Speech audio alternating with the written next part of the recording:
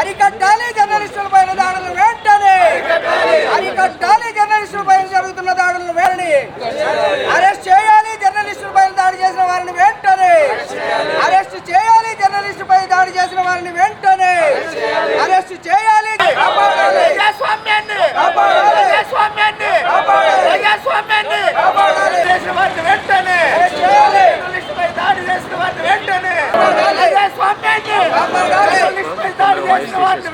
ప్రజాస్వామ్యం ఇది.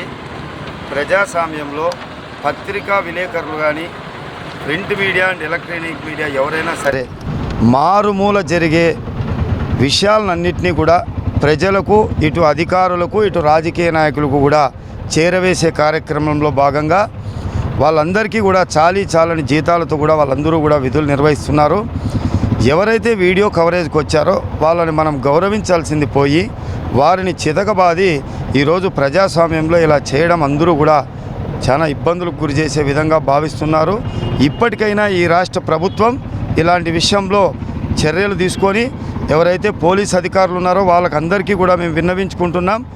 ఇలాంటి వారిని వెంటనే శిక్షించి భవిష్యత్తులో విలేకరులపై ఇలాంటి సమస్యలు జరగకుండా కాపాడవలసిన బాధ్యత పోలీసులపై ఉందని వాళ్ళందరికీ కూడా తెలియజేస్తూ, ఇది ప్రజాస్వామ్యము, స్వేచ్ఛనివ్వాల్సిన పరిస్థితి ఉంది కాబట్టి ఇలాంటి సంఘటనలు పునరావృతం కాకుండా చూడవలసిన బాధ్యత ప్రభుత్వానిది, ఇటు అధికారులది కూడా ఉందని మేము తెలియజేస్తాం. కత్తి కంటే కలం గొప్పది అని ప్రజాస్వామ్యం అంటుంటారు.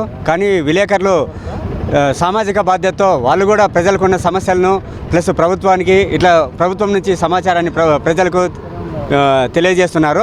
ఇలాంటి పత్రికా ప్రకటనలు విలేకరులపైన దాడి చేయడము చాలా దౌర్భాగ్యము. ఈ వైఎస్ఆర్ ప్రభుత్వం వచ్చిన తర్వాత కలం కంటే కత్తే గొప్పది, మా రౌడీజమే గొప్పది అన్నట్లు నిరూపించుకుంటున్నారు.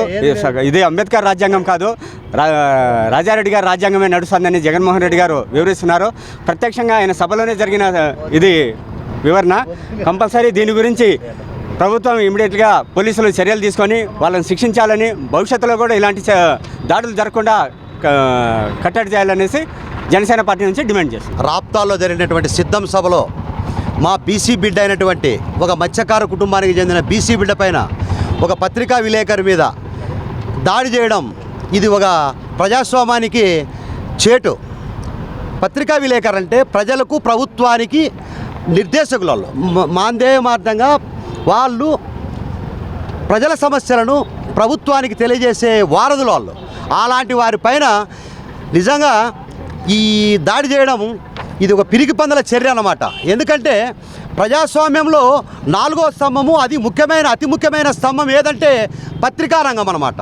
ఈ పత్రికా రంగంలో వాళ్ళు నిద్రనక, వాననక, గాలనక ప్రతిరోజు కష్ట నష్టాలకు వనర్చుకొని వాళ్ళ కుటుంబాలను పక్కన పెట్టి ఎప్పుడూ నిరంతరము ప్రజల కోసం పోరాటం చేసే నిజమైన పత్రికా విలేకరులు ఇలాంటి వారిపైన దాడి చేయడం నిజంగా ఇది సిగ్గుచేటు, ఇది పిరికి పందల చర్య. ఈ చర్యను ప్రతి ఒక్కరూ ఖండించాల్సిన అవసరం ఎంతైనా ఉంది.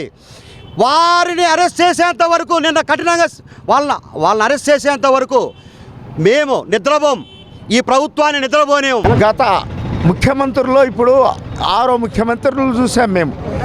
నేదురుమల్లి జనార్దన్ రెడ్డి, మరి చెన్నారెడ్డి తాను నుంచి మేము విద్యార్థి దశ నుంచి చూసాం.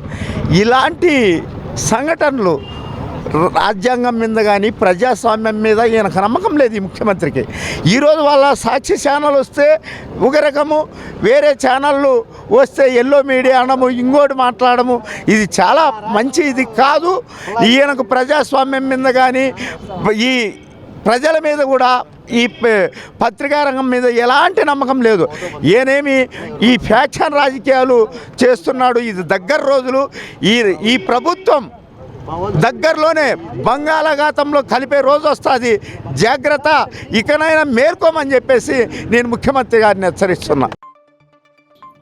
నేనొక నిజం, జరిగే యథార్థాల అగ్ని పర్వతం, జననం మరణం మధ్య జరిగే నాటకానికి నేనే సాక్షిని. సగటు మానవుని గొంతుక నేను. మీ అందరి కోసం ప్రతి గడియ పనిచేస్తూ గళం వినిపించే G9 న్యూస్.